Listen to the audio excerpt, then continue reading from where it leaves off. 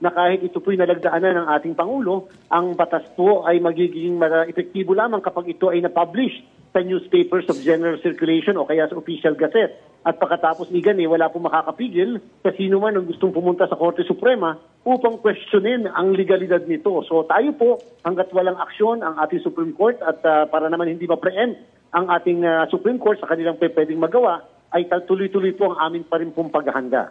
Ito pong huling postponement nito ay may kakaiba kumpara noong huling postponement na kung saan nagresulta sa halalan noong October 2023. Ito po, Igan, ang dahilan po ng postponement ay dahil sa pag-fix ng termino ng barangay and SK officials na sa halip na 3 taon ay magiging 4 na taon na ang isang termino nila at ang sinasabi ng batas na ito ay subject to one election. Ibig sabihin 4 na taon ang pwedeng maipanungkulan ng isang barangay official. Samantalang ang SK 4 na taon, subalit no more re-election. So yun daw pong pagkaka-reset ng eleksyon ay bilang consequence o epekto lamang ng fix ng term ng barangay at SK official.